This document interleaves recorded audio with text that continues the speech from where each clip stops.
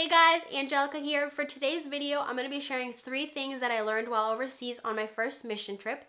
I've had quite a few of you ask me to share my experiences overseas because I've been to quite a few places, and I do fully intend to share that with you guys in the near future, but for today I kind of just wanted to share my heart for missions and how what I learned on my first trip kind of impacted the way I approached the rest of the ones I went on. The first thing that this trip taught me was that you don't need to be qualified in order to go on a mission trip. When I was 16 years old, I gave my life to Christ, and a few months after that, I went on this trip.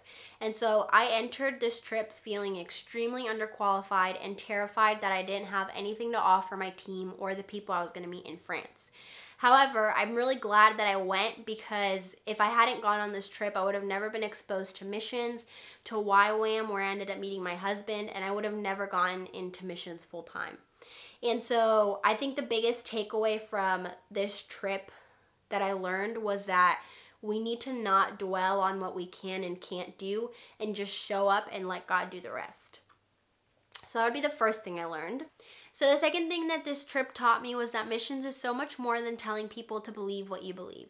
When I went to France, we did a lot of beach evangelism, and essentially what that looks like is we would go down to the beach with a volleyball or a speaker to play some music, and we would just find people to become friends with. And I once heard this quote that goes, "Preach the gospel, and if necessary, use words." And so I want to say that although there's a lot of power in our words and telling people the truth of the gospel, there's also so much power in the way we interact with them.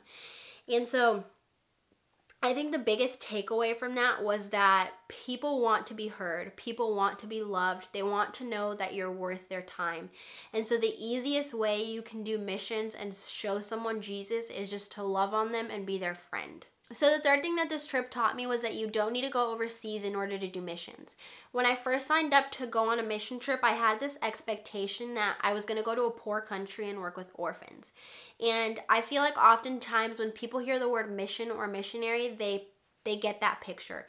And I just want to say that although places that are extremely poor and have orphans and they desperately need missionaries, but I also firmly believe that places like America and places that are super touristy and don't seem to be so broken also desperately need missionaries. So to kind of paint you a picture, Biarritz is this town at the coast of France that is absolutely stunning.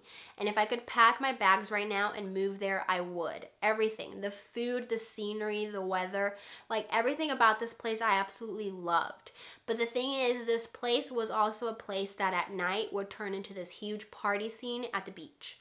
And so essentially what would happen is this beach is super beautiful during the day, and then at night there's broken bottles, children are getting high, fights are breaking out, everything that could go wrong is going wrong.